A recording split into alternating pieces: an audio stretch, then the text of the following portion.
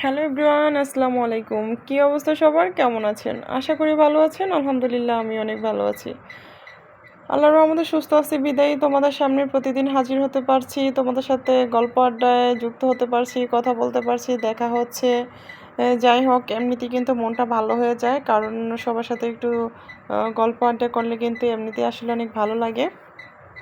তো এই সেমাই পিঠাগুলো, এই ফুল পিঠাগুলো কারা কারা খেয়েছো অবশ্যই কমেন্টে বলে যাবা, আর কেমন লাগে সেটাও কিন্তু কমেন্টে বলে যাবা। হুম। তো আমি আসলে এটা সব বিকেলবেলা আসছি ভাজার জন্য। তো ভেজে নিলাম, ভেজে নিয়ে তার উপরে কিন্তু একটু চিনি হালকা করে ছিটিয়ে দিয়ে খেলে কিন্তু আসলে অনেক মজা লাগে আরও বেশি। তো অনেক সময় এগুলো আমি একদিন রান্না করছিলাম, মানে ভাজছিলাম, ভাজার পরে তারপরে গুড়ের শিরায় দিছিলাম, সেটা কিন্তু খেতে আরও বেশি মজার হয়েছে।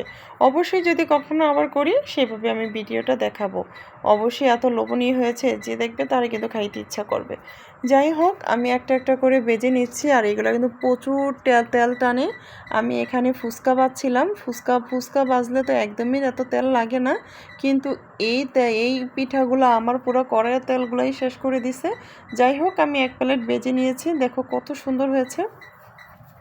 তো বেজে নিয়ে আমি এখানে চিনি দিয়ে ছেলেদেরকে খেতে দিয়েছি, ওরা খাচ্ছে। আমি আবার সন্ধ্যার নাস্তা তৈরি করছিলাম, ওই সাথে একটু আলুর দম তৈরি করি। অনেক দিন ধরে আলু খাচ্ছি না, আর নতুন আলু উঠলে তো কোনো কথাই নাই। তারপর কি করব, তো এখানে পেঁয়াজ বাটাটা দিয়ে দিয়েছি, আমি পেঁয়াজ রসুন বাটাটা দিয়ে দিচ্ছি, সাথে একটু আদা বাটা হলে বেশি ভালো হয়। তো সেটা আমি অবশ্য দিই নাই, কারণ আমার কাছে যে মশলা আছে সেই মশলা দিলেই কিন্তু আরও বেশি মজার হবে, টেস্টি হবে, গরুর মাংসের মতো একটা ফ্লেভার আসবে।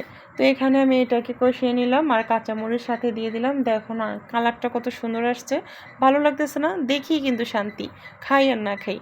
তারপরে এখানে আমি কিন্তু আলুগুলোকে একটু হালকা করে সিদ্ধ করে নিয়েছিলাম যাতে তাড়াতাড়ি হওয়ার জন্য। চাইলে কিন্তু একবারও এটা বসিয়ে দেওয়া যায় সেদ্ধ না করে। তো আমি এটাকে সিদ্ধ করে একটু ঠান্ডা পানিতে ধুয়ে নিয়েছি। তারপরে এখানে আমি কষাইতে দিছি, কষানো হয়ে গেলে তারপরে ফাইনাল লুকটা অবশ্যই আমি তোমাদেরকে দেখাবো। আর এটা কিন্তু মুড়ির সাথে, তারপরে ধরো ফুলকো লুচির সাথে, রুটির সাথে খাওয়া যায়। বিকেলবেলা কি সকালবেলা দুইটার সাথেই খাওয়া যায়। আর এইভাবে চাইলেও করতে পারো, লম্বা লম্বা গোল গোল করে করা যায়, ছোট ছোট টুকরা টুকরা করেও করা যায়। যাই হোক এই তো আমার ফ্রাই হয়ে গেছে। এখন কিন্তু আমি এখানে একটু সস দিয়ে দিয়েছি, আর দিচ্ছি ধনেপাতা কুচি দিলে তো আর কোনো কথাই নাই। এটার যে ফ্লেভার এত মজা লাগে আর এত ভালো লাগে খেতে। এখানে আমি দিয়ে দিয়েছিলাম কিছুটা গরুর মাংসের মশলাও দিয়ে, তারপরে এটাকে আমি রান্না করে নিলাম। দেখো আমার রান্নাটা হয়ে গেছে। তো এটা এই আর কি বলবো, বলার কিছু নাই। যদি অবশ্যই ভালো লাগে লাইক কমেন্ট শেয়ার করে পাশে থাকবে, আর দাওয়াত রইল সবার। ওকে, বাই বাই।